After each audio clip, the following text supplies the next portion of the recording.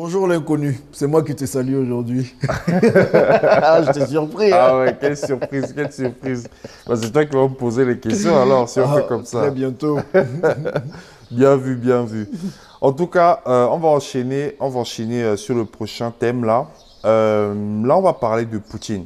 Parce que là, Poutine il est en train de dégamer. Ça, Je crois les qu'il en a Africains seront marre. contents là, quand on parle de Poutine. Là, le tonton héros. Poutine, on l'a même surnommé tonton Poutine. Maintenant, le gars, il a dégamé. Il a coupé la lumière.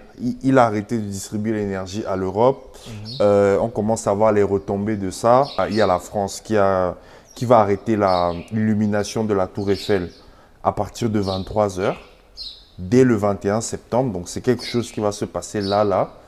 Est-ce que ce n'est pas le symbole? On parle de la ville lumière qui va devenir la ville sombre. C'est ça. C'est quand même triste. Donc, est-ce que ce n'est pas le symbole de la fin d'un règne? Qu'est-ce que tu vois?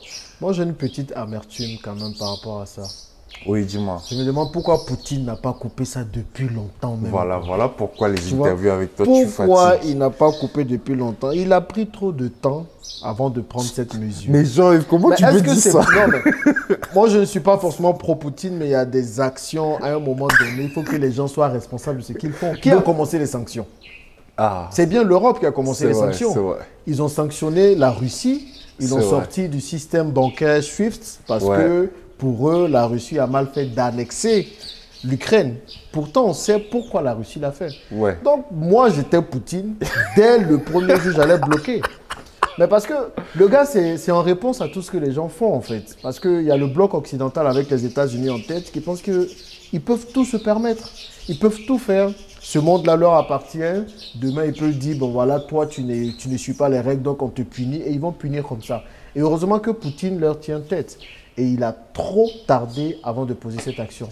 Maintenant, c'est un vrai symbole. Ouais. C'est un vrai symbole. Ça montre pour moi plusieurs choses. La première, c'est qu'enfin, le bloc occidental va comprendre qu'ils ne peuvent pas décider tout ce qu'ils veulent décider comme ils veulent décider. Il faut qu'ils comprennent qu'à un moment donné, ils doivent aussi savoir qu'il y aura des répercussions de leurs décisions.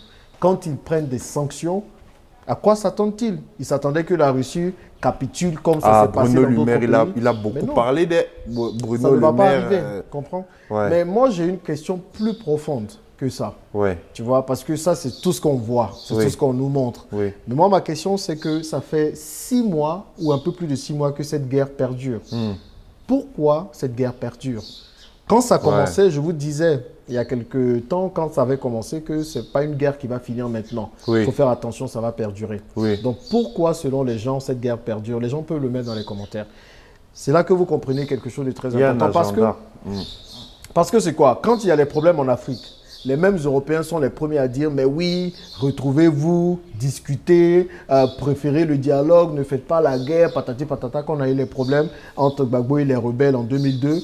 Qu'est-ce qu'ils ont dit? Ils sont partis à Lina Marcoussi, la France même était devant. Il faut le dialogue, il faut discuter. Maintenant, pourquoi dans cette guerre entre la Russie et l'Ukraine, on ne parle pas de dialogue? Ouais. Les gars auraient pu régler ça depuis longtemps. C'est vrai. C'est vrai. Pourquoi? Parce que c'est là où on arrive à comprendre qu'il y a déjà un agenda, mais c'est surtout que cette guerre-là profite à des entreprises en particulier ou profite à des entreprises d'armement en réalité. Parce que l'Europe, qu'est-ce qu'elle est en train de faire?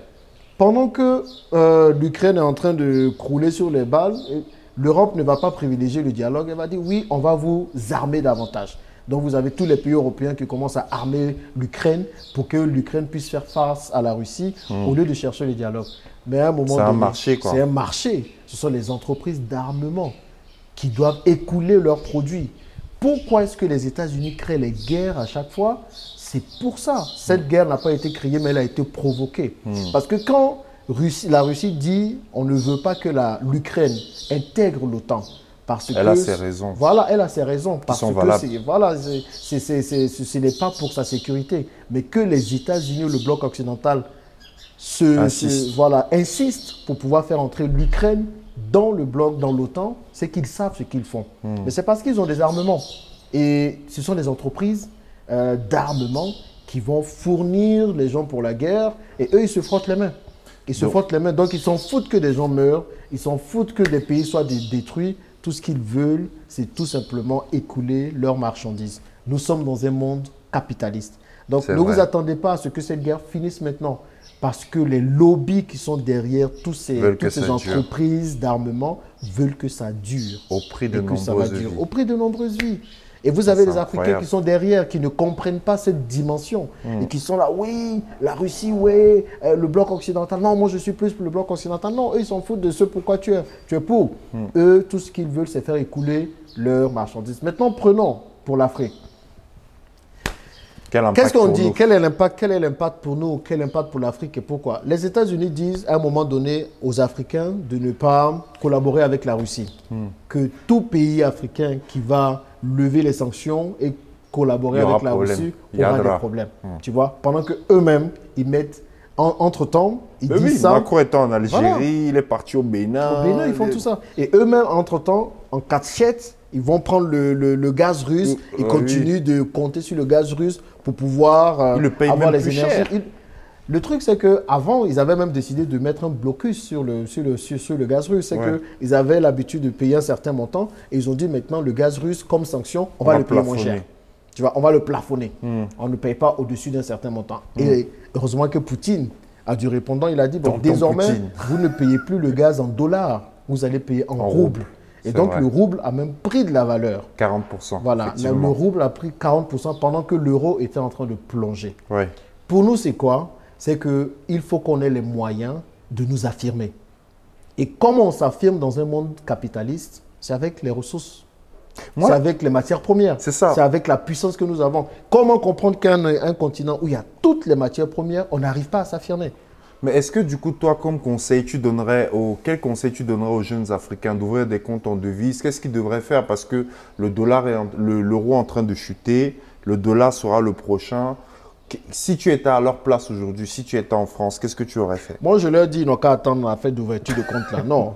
C'est pas ça le centre du débat. Le centre du débat, c'est qu'ils arrivent à comprendre déjà ce qui se passe.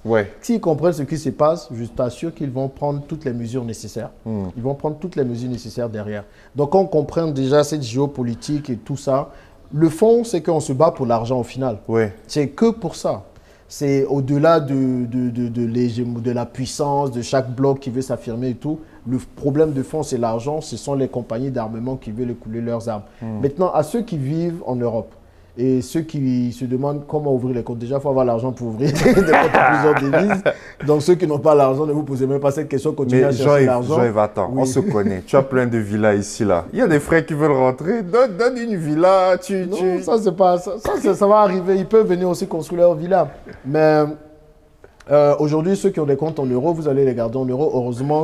Heureusement, pour une fois, on trouve un avantage au franc CFA qui soit arrimé à l'euro. Donc, pour toutes les transactions avec l'euro, ça va, mais pour toutes les transactions avec les autres monnaies, c'est la catastrophe. La volatilité est très grande. C'est là maintenant, il faut voir les bons moments pour pouvoir échanger des dollars. Quand l'euro monte un peu, vous prenez des dollars parce que la montée ne va pas s'arrêter là, la montée du dollar. Donc, tu dis quoi, vive le franc CFA? Je ne dirais jamais vive le franc CFA, absolument pas. Mais je dis là, dans ces conditions-là, on est bien content que le franc CFA soit arrimé à l'euro pour tout ce qui est échange avec la zone euro.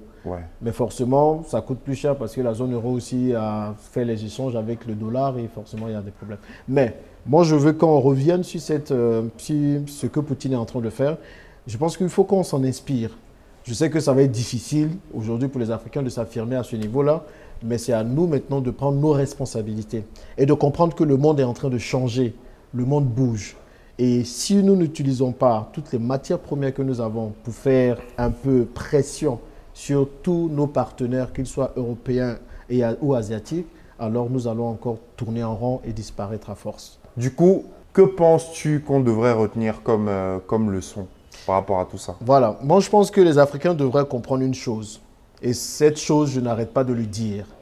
C'est l'économie qui dirige le politique et pas le contraire. Parce que tu vas te rendre compte que les entreprises qui sont derrière et qui tirent les ficelles pour que cette guerre perdure sont des entreprises d'armement. Parce qu'elles ont des marchandises à écouler, comme je le disais. Et puis donc, même l'énergie avec le gaz. Voilà, avec le gaz aussi. Donc ce ne sont même pas les dirigeants qui prennent les décisions, mais ce sont les lobbies qui leur ont permis de venir au pouvoir. Et ça, c'est le message que les Africains doivent comprendre.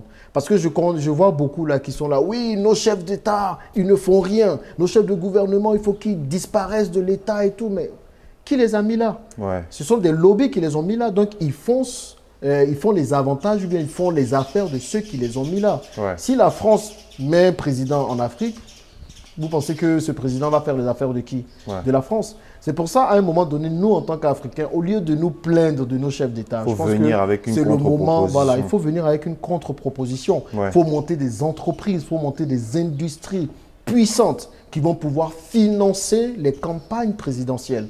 Et quand tu finances une campagne présidentielle, forcément, à un moment donné, tu es en droit de dire au président qui se fait élire grâce au financement que tu as fait, de faire ce que tu veux. Donc moi, j'ai beaucoup d'idéaux. J'ai des causes que je veux défendre. Mais pourquoi je me tue à monter plusieurs business?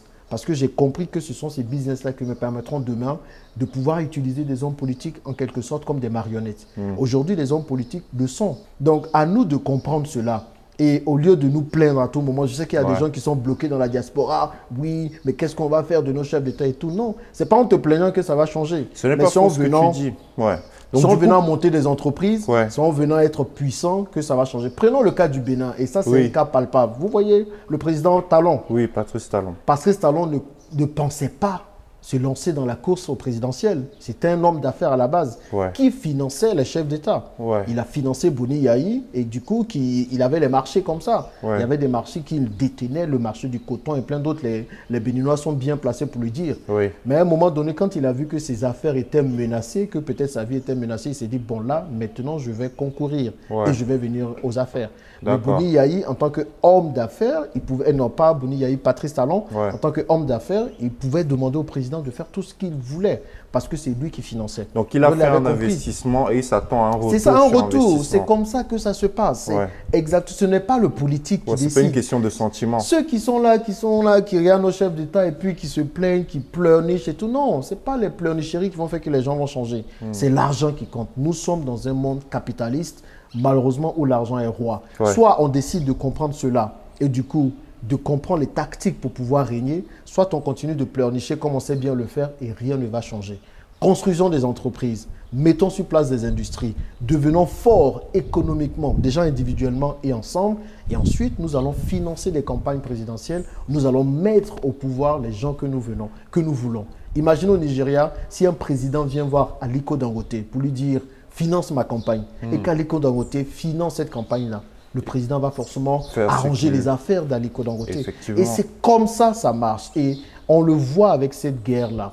Quand on voit que ce sont les entreprises d'armement qui dirigent un peu le bloc occidental, qui les poussent à donner des armes à l'Ukraine pour pouvoir faire face à la Russie et à pousser aussi cette guerre à ce qu'elle continue, on sait comment ça se passe. À nous d'en tirer les leçons et de faire pareil ici en Afrique. Super. Voilà.